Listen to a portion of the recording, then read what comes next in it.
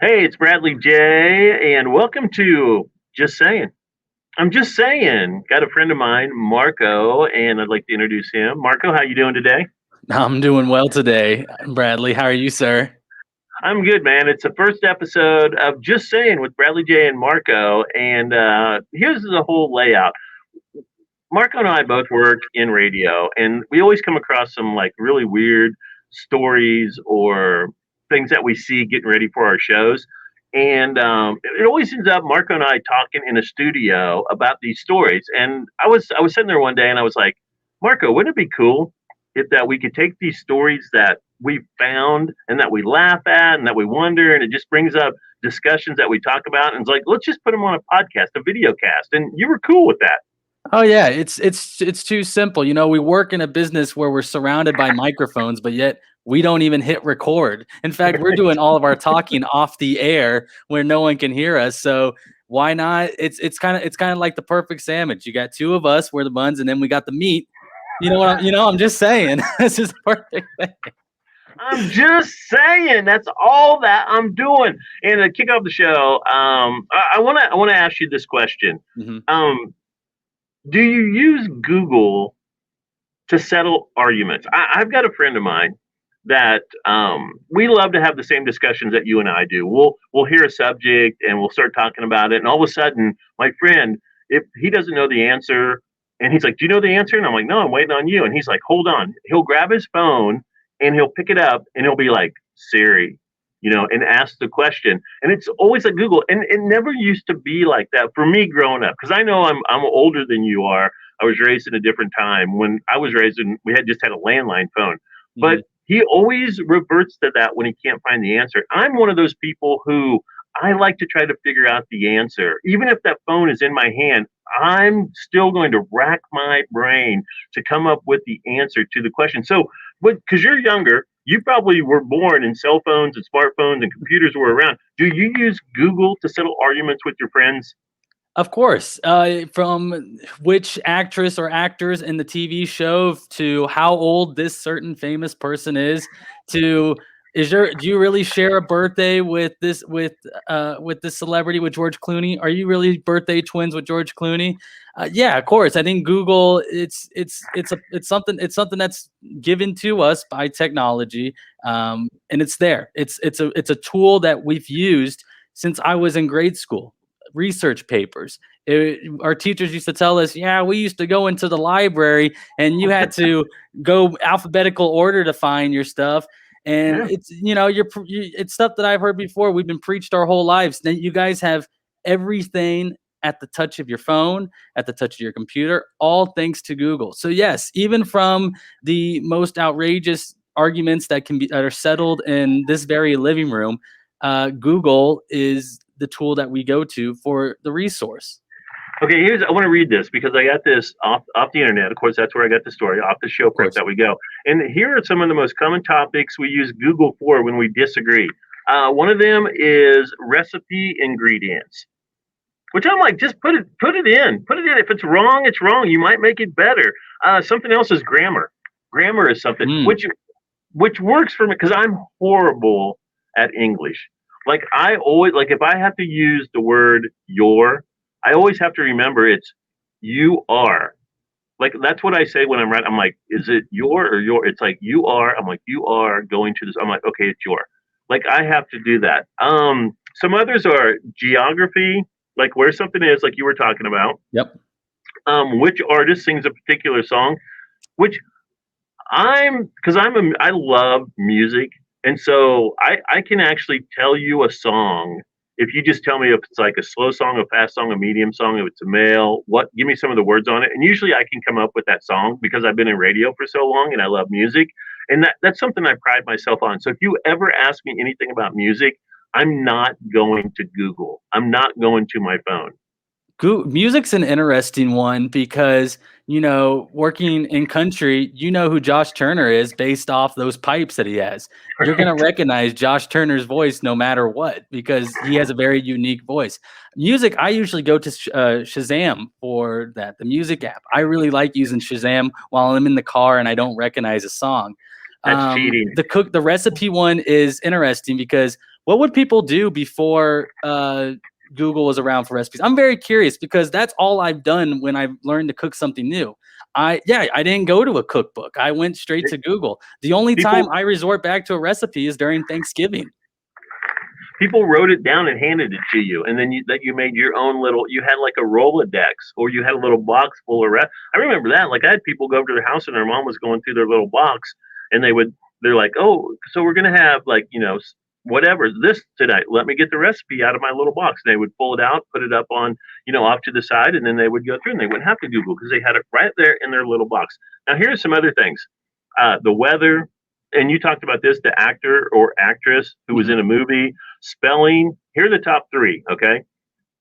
These are things people use Google for to settle arguments. And number three, what year something happened.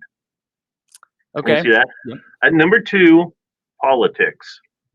So here's my question before we move on to your subject that you want to talk about. What is the number one thing people use Google for to settle an argument? What do you think it is? Ooh. That's the number one thing that you said politics already. Maybe I'm gonna just being the sports nut that I am. I'm gonna say like historical references, stats. Close. Historical events. Okay. So Nicely done. What would people do to do the years then, or events that happen in certain years? My head went straight to almanac, but I know that's wrong already because that's the map book. Encyclopedia is what we had. Yeah, that's what we used a lot of for information. There used to be a person that would come around and sell them, right? The encyclopedia person. Yep. I've heard that tale before. Yes. Probably from your mom and dad or grandpa and grandma. Oh yeah.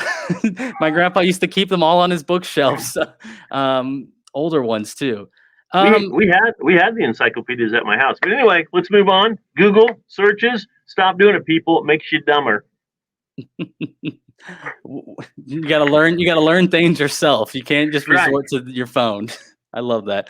Riley, I got one for you. Now, it didn't come from any show prep, just kind of a question that came to my head. Do you enjoy the holidays during the first 6 months of the year? So we're going January to July, and that includes Independence Day, 4th of July, or the holidays that come in the last 6 months. So you have the Thanksgiving, Christmas, you have the three main ones, Halloween. Which ones do you if you could only have those holidays, would you have the ones first 6 months of the year, like St. Patrick's Day, Valentine's Day, and 4th of July, or the last 6 months? Wow, that's tough because in the first 6 months, like I'm not big on Valentine's Day because I'm single, so that would bother me. But the candy sales. Right. The Reese's peanut butter cups. What's tough is Mother's Day and Father's Day all come in the first 6 months of the year. And then you have St. Patrick's Day, which I'm not a big drinker anymore. So that one wouldn't bother me that much.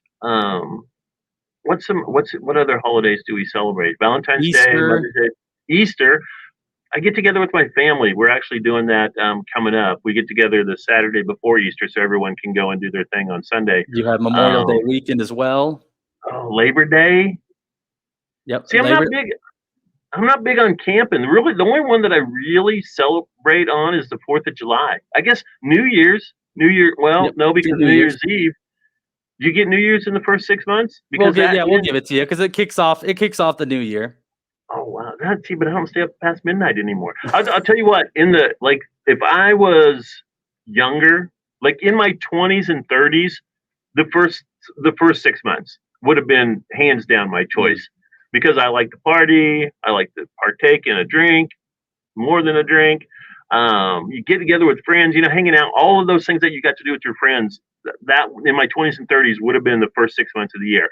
But now that I'm older, it would be the last 6 months: Thanksgiving, Christmas, Halloween, because it's more of a family-oriented thing. So I think people who are older would take the back half of the year, and the younger people would take the front half of the year.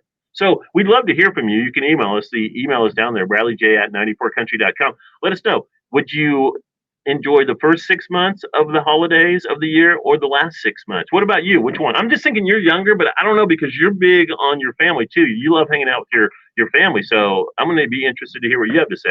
Oh yeah, for me it's the last 6 months because I Halloween is I've been an uncle since I was like 10 or 11 years old. So Wow. I used to walk my nephew and niece around on Halloween. Thanksgiving's a big one. I love cooking in the kitchen with my mom. It's usually the two of us, and my dad focuses on the big stuff like your turkey and your ham. But her and I were handling the desserts, the pies, the side dishes. And like I said, that's the one time a year where I actually break open a cookbook and go through grandma's old recipes. So, and then Christmas is my favorite holiday. And I say it's a month long holiday. It's not just the 24th and the 25th. I like celebrate it all through. But that doesn't mean I don't have great memories from the first half of the years, like your St. Patrick's Day. I love going to the St. Patrick's Day as a child. Yeah, no, it wasn't. Didn't have my flask on me at 8 years old. I'm great down there in KC, watching the St. Patrick's Day parade. I was a part of it like once or twice with my cousins on the floats. That was fun. Valentine's Day was cool in grade school because you got the candy and it was a treat, and everybody brought treats.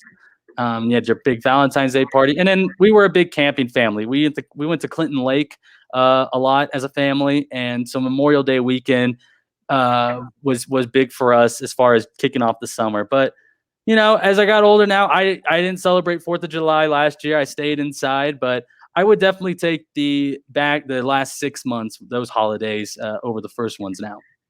All right, so I want to move on to the next subject, and that would be what's an unwritten rule everyone should follow? And it's not, like it's your rule, it's yours. And one of the things that I'm not big on lending out anything. Okay. Mhm. Like I have a CD collection, and I have friends of mine that come over. They'll see it, and they're like, "Oh man, I got to get some CDs and like, record some stuff. Can I?" Then they reach up to start taking. I'm like, "No, no," and they're like, "Why not?" Like I'll be okay with them. Like I won't scratch them or nothing. I go, "That's what you say, but it's what you do. Like you can say you're not going to scratch them or mishandle them." And so my big thing is like if somebody lets me use something, I always do my best to give it back like it was. That's my unwritten rule, and I expect the same from people. Like if I help them out or something like that, or I give them something, I expect it to be back in better condition than I gave it, or at least the same condition. Because I just it's just rude. It's not yours. Why are you trying to ruin it? It's horrible. It's a horrible thing to do. So that's my unwritten rule that I think everybody should follow. What's yours? Mine is you should, if you're out to eat with anyone, whether it's a sit down restaurant with your friends, whether it's going through a drive through line at the McDonald's, you should always pay it back somehow. Either that's taking them out to lunch the next week, offering to pay the tip if you're at a sit down restaurant. Maybe not a direct payback to them, but maybe you pay it forward to someone else by giving $20 at the McDonald's line and saying mine order is only $10, but use the other 10 on the people behind me. I think it's always kind of important to pay it back, pay it forward in some way. And that's because I'm big on not wanting bad karma or any bad karma against me. I want to put good things in the world There's so a I can get good reason. karma back. I did think of another one, but I had lost it. And I wanted to ask you. Unwritten rules. I repeat it to myself. I said the tip. Did someone? Was there a moment in time when someone scratched one of your favorite CDs? Oh yeah. Oh yeah. Oh Or no. I lent them a cassette tape back in the day, and it didn't come back the way it was. It's just here's this may be petty. This may be very small of me, but this is how precious I feel about the stuff that I have worked hard to buy with my own money. Over the holidays, my mom said, "Hey, why don't you bring your PlayStation home?" And this was like PlayStation 1 or 2, Hmm. and let your nephews give them something to do. And I was like, okay, yeah, that'd be cool. Keep them busy. When they don't want to hang out when we're all talking. So I brought it back, and I told him, I said, hey, I'm going to set it up. You guys can play. Here are the games I have. I said, here's my condition. So for you guys to play with my PlayStation, I'm going to set it up, hook it up. You guys are good to go. all that I ask you guys to do, and they were like 10, like that age, somewhere in that, like 10, 12, somewhere. Of And course. all you have to do is when you're done with the game, and I took the game and I opened the case, took the game out. I said, when you're done with this game, I said, take it, put it back in the case, shut it, and put another one in. I said, I go, if that's all you have to do. And if I come in this room and there are games laying out of their cases, I'm unhooking the PlayStation and taking it and putting it back in my car. And they were like, "Oh, Uncle Brad, yeah, yeah, we will. We'll take care of it. We promise." And my one nephew, Nicholas, he's very considerate, and he's just like, "Yes, My other nephew, Clay, he's kind of like, "Yeah, yeah, okay, whatever." In one ear and out the other. Yeah, I mean, he takes care of his stuff. Like he's like me. He likes his stuff to be good. And he was young at the time, but they were. But so I walked away for like an hour and a half, and I came back. And I was gonna go. Maybe I'll go play. A little PlayStation with my nephews. Walked in, 3 or 4 games, not in the case. And Nicholas, he looked at me and he was like he looked and his eyes were like he knew what was coming. And he's like, and he reached down. And I go, nope. I go, nope, too late, too There you late. go. Give me the controllers. And they're like, no, we will. I go, what? I go, here's the deal. What did I tell you? What did I tell you? Hey, I'm just saying. I'm just Yeah, saying. I'm just saying what I tell you. I go, it's not that hard. I looked at it, I picked up the game, I put it in the case. I go, that's all you had to do to continue playing the game, and you guys can't do that. I go, you're done playing. And I took the controllers, I put the games in their thing, and I shut off the TV in the middle of their game, and I took it. My sister, I can't believe you're doing that. And I told them. I told one simple thing. That's all they had to do, and they didn't do it. They didn't do it, and the game's over because they weren't. And that's my rule. Give you something that's mine. Take care of it better than it's yours. And they couldn't do that. And You know, they know that's how. And my sisters and all my family knows that's how I am. I'm like with stuff. I'm like, don't no. I go, how would you like it if I did it to your stuff? Oh, you wouldn't do that. I go, exactly.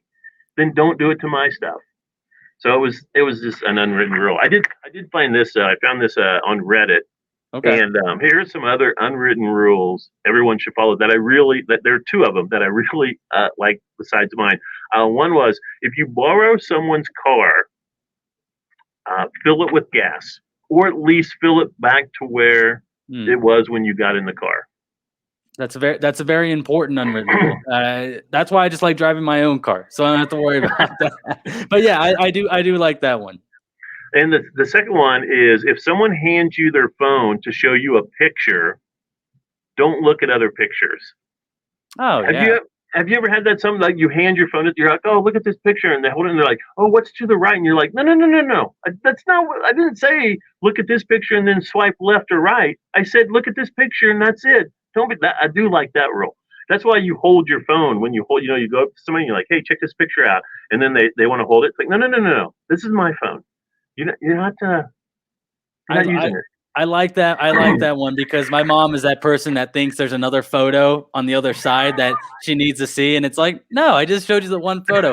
I have trust issues with my phone. And that's from when I was a kid, when I had my first phone. My sister took it one time and she texted all the girls in my phone saying, I like you. I really like you. That type of stuff. I think you're really beautiful. And it was just like, why would you do that? Are you trying to embarrass me? It's like, it's not, it's you don't take someone else's phone and go through their photos, one thing, but to send text messages to every girl in the contacts. 6th grade Marco was petrified after that. I will say this though.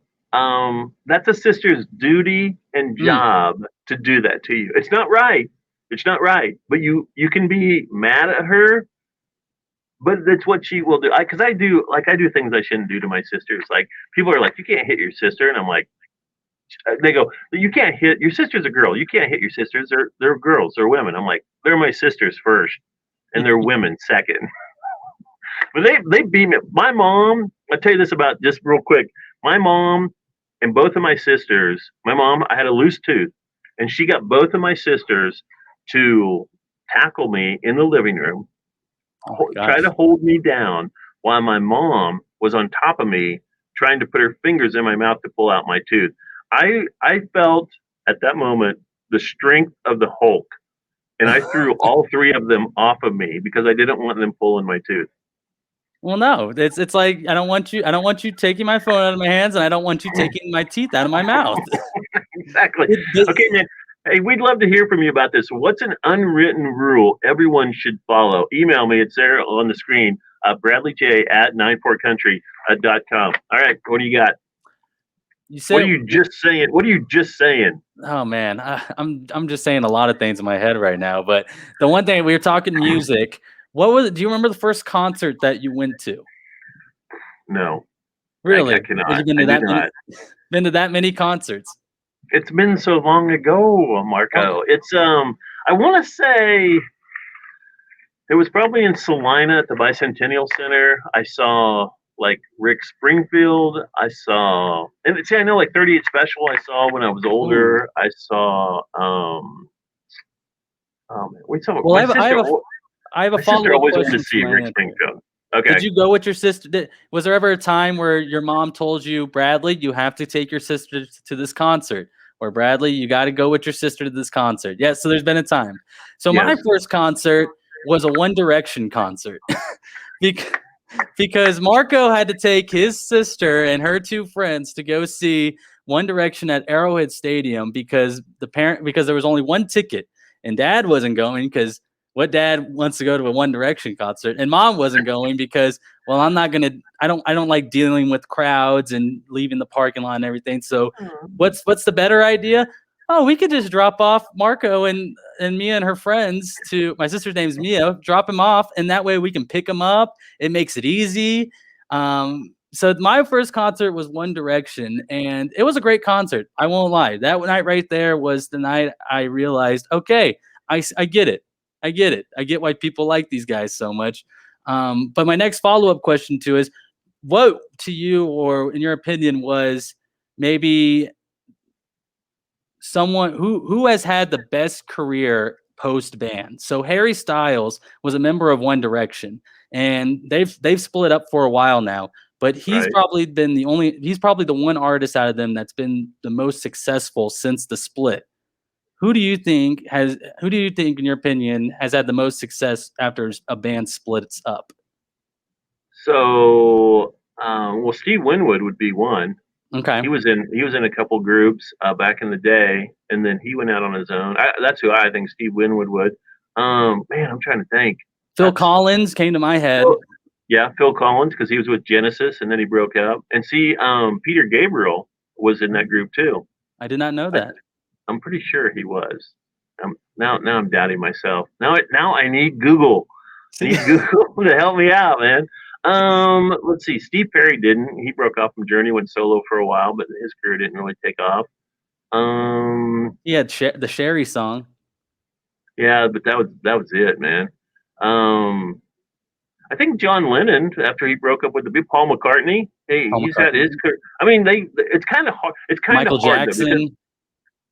the Jackson Five, yeah, because he's in the Jackson Five. But it's really like the Beatles. Like the Beatles were really high, but like when you have that pinnacle, like where you reach in the Beatles, and then you go solo, and you're still known worldwide and drawing a lot of people. So like Paul McCartney, and even John Lennon, when he was there, same thing. Like Oh yeah. his career still was at the top. I don't like new artists, so that's like You have Justin Timberlake with yeah. NSYNC.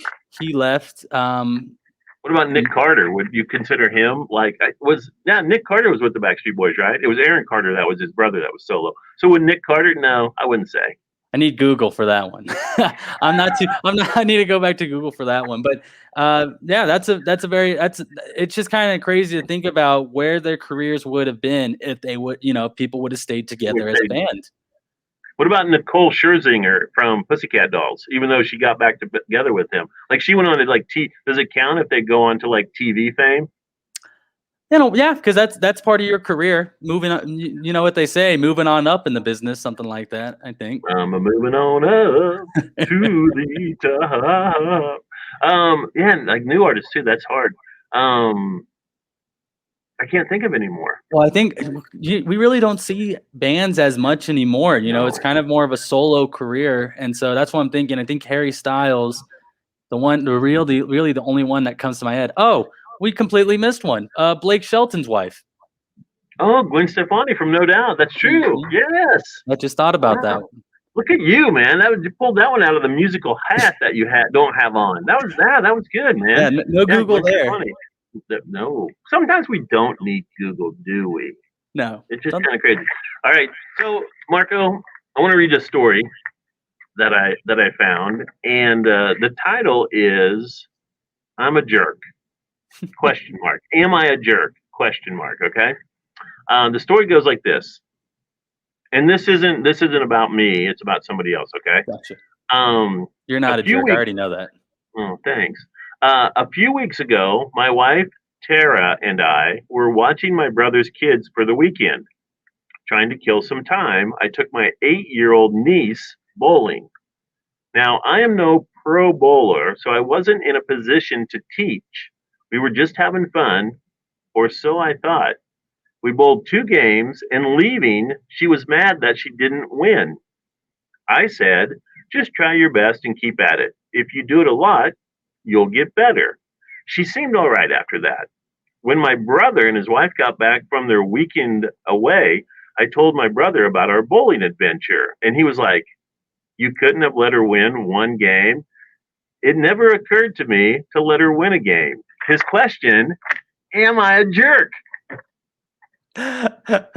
No, because she didn't do it intentionally, and that's coming from and that's just one aspect of it. The second is being, you're building that competitive nature in your niece. As someone who had 2 older brothers, my oldest actually worked at a bowling alley close to our house, so we used to go bowling a lot, and school functions would have bowling parties down there. So I think it's okay to not let him win, because unless you're stating it's like a bowling competition, like you see in high school with bowling teams, I think right there it's more of a challenge for yourself.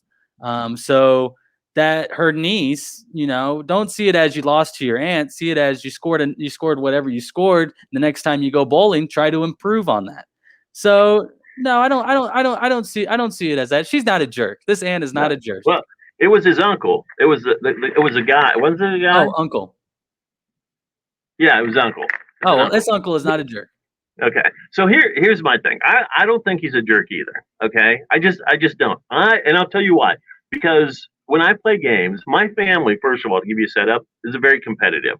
Okay. Mm-hmm. Every year during the holidays, Thanksgiving, Christmas, whenever we're together, it's my mom, myself, my 2 sisters sit down and play the board game. Sorry.